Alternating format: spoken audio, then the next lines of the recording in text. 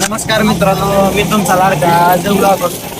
तर आज आपण आलेलो आहे संत ज्ञानेश्वर महाराजांच्या समाधीला भेट द्यायला. तर सर्वप्रथम मंदिराच्या बाहेर मोफत चप्पल स्टँड होतं. तिथं आपण चप्पल काढून आपण पुढे गेलो. मंदिराच्या विशीचं दर्शन घेतलं. दर्शन घेतल्यानंतर मंदिराच्या आतमध्ये जाण्यास आपण निघालो. नंतर आपण मंदिराच्या आतमध्ये गेलो. मंदिराचा परिसर बघितला कसा आहे काय आहे. नंतर हे आहे मंदिराचे मेन कळस. तर नमस्कार मित्रांनो, तुम्ही माझ्या पाठीमागे बघू शकता हे संत ज्ञानेश्वर महाराजांची संजीवन समाधी. तर संजीवन असं का बोललं जातं, तर संत ज्ञानेश्वर महाराजांनी वयाच्या 22व्या वर्षी जिवंत समाधी घेतल्यामुळे या समाधी मंदिराला संत ज्ञानेश्वर महाराजांचे संजीवन समाधी मंदिर असे बोलले जाते. आतमध्ये गर्दी असल्यामुळे आपण आतमध्ये जाऊ शकत नाही. समाधी मंदिराचं दर्शन आपण घेऊया. चला. खूप गर्दी असल्यामुळे आपण आतमध्ये काय जाऊ शकत नाही. ज्यांना दर्शन घ्यायचं आहे त्यांच्यासाठी LED स्क्रीन लावलेलं आहे. तर तुम्ही इथून दर्शन घेऊ शकताय.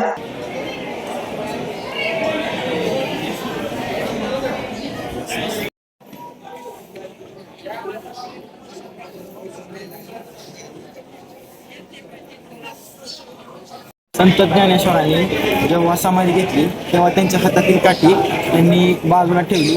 त्यानंतर त्यांनी संजीवन समाधी घेतली.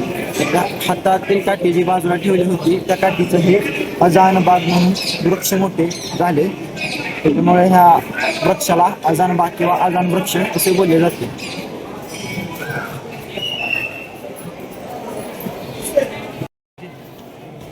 तर मित्रांनो, हेच ते अजान बाग किंवा अजान वृक्ष, त्या वृक्षाला बोलले जाते. हे वृक्ष आहे.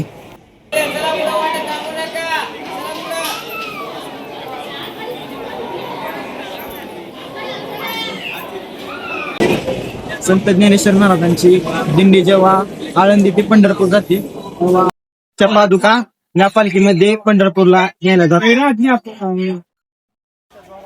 मंदिराचे दर्शन घेऊन आपण आता चाललोय इंद्रायणी नदीच्या दर्शनाला. तर आता आपण आहे इंद्रायणी नदीच्या पुलावरती. तुम्ही बघू शकताय हीच ती इंद्रायणी नदी ज्यामध्ये संत ज्ञानेश्वर महाराजांनी त्यांची ज्ञानेश्वरी सोडलेली. लोक या नदीला पवित्र बोलतात. तुम्ही बघू शकता नदीचे पावित्र्य किती लोक राखतात. पाणी कसलं झालेलं आहे, किती घाण पाणी आहे. इथं एवढा घाण वास येतोय का नाही, अक्षरशः नाक बंद करावं लागतंय, एवढा घाण वास येतोय. लोक इथेच असल्या घाण पाण्यात आंघोळ करतात आणि इथंच फुलं टाकतात, प्लास्टिक टाकतात, सगळे घाण इथंच करतात लोक या पाण्यातच. संक्रांत, तर संक्रांतीला खूप बाया इथे मराठीमध्ये व्यवसाय बोलतात तर आलेल्या. तर त्यांनी इथं बघू शकता तुम्ही फुलं, हार, ते छोटे छोटे मडके इथं ठेवलेले आहेत. किती पाणी घाण झाले तुम्ही बघू शकता मित्रांनो. अक्षरशः समोरून बघायला गेलं तर आतमध्ये काय आहे ते सुद्धा दिसेना झाले. तर हे असं केलं तर आपण आपल्या पुढच्या पिढीला काय दाखवणार. हे अशी घाण आपण आपल्या पुढच्या पिढीला दाखवणार आहे का. आपली पुढची पिढी आपल्याला बघून कशी इन्स्पायर होईल. तर आपणच इनिशिएटिव्ह घेऊन आपणच आपल्या परिसर स्वच्छ ठेवला पाहिजे. मी म्हणत नाही की हे इंद्रायणी नदीच आपण स्वच्छ ठेवली पाहिजे. आपल्या आजूबाजूचा परिसर आपण स्वच्छ ठेवला पाहिजे. कमीत कमी प्लॅस्टिक आपण पसरवलं पाहिजे. तर नैसर्गिक साधन संपत्तीला हानी पोचल असं आपण वागलं नाही पाहिजे. आपला परिसर स्वच्छ ठेवून कमीत कमी प्लॅस्टिक आपण यूज केलं पाहिजे. प्लॅस्टिक माणसाच्या आयुष्यातील एक अविभाज्य घटक झालेला आहे, पण जिथं लागतंय तिथंच आपण प्लॅस्टिक यूज केलं पाहिजे. तुम्ही बघू शकताय त्या पाण्यामध्ये किती घाण आहे. तिथं पतंग वगैरे पडलेलं आहे. तरी खूप लाजवानी गोष्ट आहे आपल्यासाठी. आपला परिसर आपण स्वच्छ ठेवू शकत नाही. हे धार्मिक स्थळ आहे आणि तुम्ही बघू शकता किती घाण इथं झालेले आहे. पाय धुवायचं होतं, गेलो पण नाही, पाण्यात पाय सुद्धा टाकला नाही. तर भाविक भक्तांच्या आरामासाठी इथं मंडप बांधलेला आहे. तुम्ही बघू शकता छान असं बांधलेलं आहे.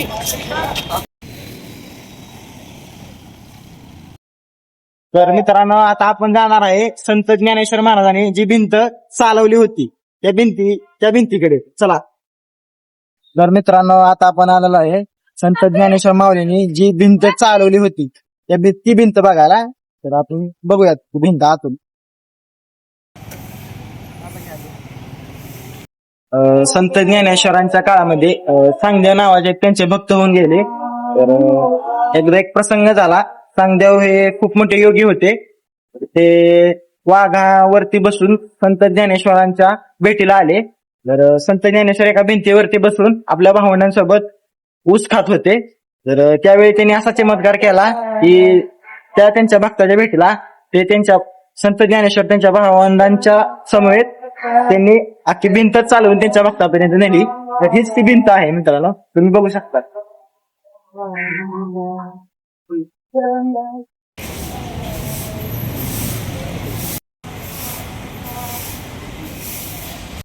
संत ज्ञानेश्वरांच्या काळामध्ये त्यांच्या दिवसात त्यांना भाकरी खायची म्हणजे मांडे मांडे बोललं जातं भाकरीला, पहिल्या काळामध्ये बोललं जात होतं.